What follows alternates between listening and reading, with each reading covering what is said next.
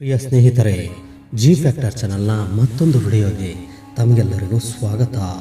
ಸ್ನೇಹಿತರೆ, ಒಂದು ಕಾಡಿನಲ್ಲಿ ಗರ್ಭಿಣಿ ಜಿಂಕೆ ಇತ್ತು.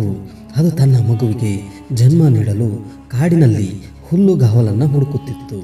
ನದಿಯ ದಡದಲ್ಲಿ ಸುರಕ್ಷಿತ ಸ್ಥಳವನ್ನು ನೋಡಿತು. ತನ್ನ ಮಗುವಿಗೆ ಜನ್ಮ ನೀಡುವ ಹಂತದಲ್ಲಿದ್ದಾಗ ಇದ್ದಕ್ಕಿದ್ದಂತೆ ಜೋರಾಗಿ ಗುಡುಗು ಮತ್ತು ಸಿಡಿಲು ಸ್ವಲ್ಪ ದೂರದಲ್ಲಿರುವ ಕಾಡಿಗೆ ಅಪ್ಪಳಿಸಿತು. ಇದರಿಂದಾಗಿ ಅಲ್ಲಿ ಬೆಂಕಿ ಕಾಣಿಸಿಕೊಂಡಿತು. ಗರ್ಭಿಣಿ ಜಿಂಕೆ ತನ್ನ ಎಡಕ್ಕೆ ನೋಡಿತು. ಬೇಟೆಗಾರನು ತನ್ನ ಕಡೆಗೆ ಬಿಲ್ಲಿನೊಂದಿಗೆ ತನಗೆ ಗುರಿಯಿಟ್ಟು ಚಲಿಸುತ್ತಿರುವುದನ್ನು ಕಂಡಿತು. ನಂತರ ಜಿಂಕೆ ತನ್ನ ಬಲಕ್ಕೆ ನೋಡಿತು. ಹಸಿದ ಸಿಂಹವೊಂದು ತನ್ನತ್ತ ಸಾಗುತ್ತಿರುವುದನ್ನು ನೋಡಿ ಹೆದರಿತು. ಒಂದೆಡೆ ನದಿ, ಇನ್ನೊಂದೆಡೆ ಸಿಂಹ, ಮತ್ತೊಂದೆಡೆ ಬೆಂಕಿ, ಮತ್ತೊಂದು ಕಡೆ ಬೇಟೆಗಾರ ಇದ್ದುದರಿಂದ ಜಿಂಕೆ ಯಾವ ಕಡೆಗೂ ಓಡಿ ಹೋಗಲು ಸಾಧ್ಯವಿಲ್ಲ. ಜಿಂಕೆ ಏನು ಮಾಡುತ್ತದೆ? ಆ ಜಿಂಕೆ ಏನು ಮಾಡಬಹುದು?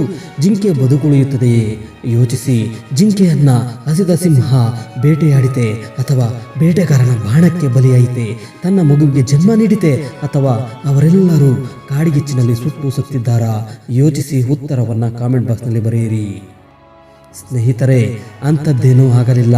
ಅವೆಲ್ಲವನ್ನ ನಿರ್ಲಕ್ಷಿಸಿ ಚಿಂತೆ ಇಲ್ಲದೆ ಜಿಂಕೆ ತನ್ನ ಮರಿಗೆ ಜನ್ಮವನ್ನು ನೀಡಿತು. ಘಟನೆಗಳು ಈ ರೀತಿ ಸಂಭವಿಸಿದವು.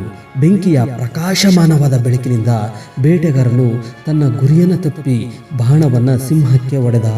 ಗುಡುಗು ಸಿಡಿಲಿನ ಆರ್ಭಟಕ್ಕೆ ಮಳೆ ಶುರುವಾಗಿದ್ದು ಕಾಡಿಗಿಚ್ಚು ಸಂಪೂರ್ಣವಾಗಿ ಹಾರಿಹೋಯಿತು.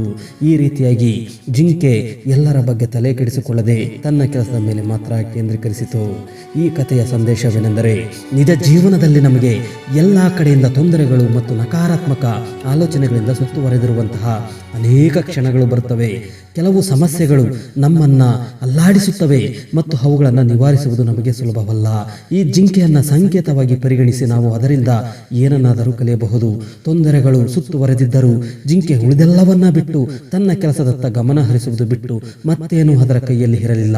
ಯಾವುದೇ ಕ್ರಿಯೆ ಅಥವಾ ಪ್ರತಿಕ್ರಿಯೆಯು ಅವನ ಗಮನವನ್ನ ಬೇರೆಡೆಗೆ ತಿರುಗಿಸಲಿಲ್ಲ. ಇದರಿಂದಾಗಿ ಅವರ ಸಾವು ಸಾಧ್ಯವಾಯಿತು. ನಿಮ್ಮ ಗಮನ ಎಲ್ಲಿದೆ ಎಂದು ನಿಮ್ಮನ್ನ ನೀವೇ ಒಮ್ಮೆ ಕೇಳಿಕೊಳ್ಳಿ. ಗಮನವು ಕಾರ್ಯಗಳನ್ನು ಸಾಧ್ಯವಾಗಿಸುತ್ತದೆ. ನಾವು ನಮ್ಮ ಗುರಿಯ ಮೇಲೆ ಕೇಂದ್ರೀಕರಿಸಿದಾಗ ದಾರಿಯಲ್ಲಿ ಬರುವ ಅಡೆತಡೆಗಳು ಸ್ವಯಂಚಾಲಿತವಾಗಿ ಮಾಯವಾಗುತ್ತವೆ. ನಮ್ಮ ಮಾರ್ಗವು ಸ್ಪಷ್ಟವಾಗುತ್ತದೆ ಮತ್ತು ನಾವು ನಮ್ಮ ಗುರಿಯನ್ನು ಸಾಧಿಸುತ್ತೇವೆ. ಫೋಕಸ್ ನಾವು ಮಾಡಬೇಕಾದದ್ದನ್ನು ಮಾತ್ರ ಹೇಳುವುದಿಲ್ಲ, ನಾವು ಏನು ಮಾಡಬಾರದು ಎಂದು ಸಹ ಹೇಳುತ್ತದೆ. ಫೋಕಸ್ ನಮ್ಮನ್ನ ನಮ್ಮ ಗುರಿಯೊಂದಿಗೆ ಬಂಧಿಸುವುದಿಲ್ಲ, ಅದು ನಿಷ್ಪ್ರಯೋಜಕ ವಿಷಯಗಳಿಗೆ ಅಂಟಿಕೊಳ್ಳದಂತೆ ನಮ್ಮನ್ನು ರಕ್ಷಿಸುತ್ತದೆ. ಓಕೆ ಫ್ರೆಂಡ್ಸ್, ಈ ವಿಡಿಯೋ ಇಷ್ಟವಾದಲ್ಲಿ ಒಂದು ಲೈಕ್ ನೀಡಿ, ನಿಮ್ಮ ಸ್ನೇಹಿತರಿಗೆ ಶೇರ್ ಮಾಡಿ. ನೀವಿನ್ನು ನಮ್ಮ ಚಾನಲನ್ನು ಸಬ್ಸ್ಕ್ರೈಬ್ ಆಗಲಿಲ್ಲವೆಂದರೆ ಇಂತಹ ಕಥೆಗಳಿಗಾಗಿ ಸಬ್ಸ್ಕ್ರೈಬ್ ಆಗಿ ಪಕ್ಕದಲ್ಲೇ ಇರುವ ಬೆಲ್ ಬಟನ್ ಪ್ರೆಸ್ ಮಾಡಿ ಆಲ್ ನೋಟಿಫಿಕೇಶನ್ ಆನ್ ಮಾಡಿ. ಈ ವಿಡಿಯೋದ ಬಗ್ಗೆ ನಿಮ್ಮ ಅನಿಸಿಕೆಯನ್ನ ಮುಕ್ತವಾಗಿ ಕಾಮೆಂಟ್ ಮಾಡಿ. Thank you for watching.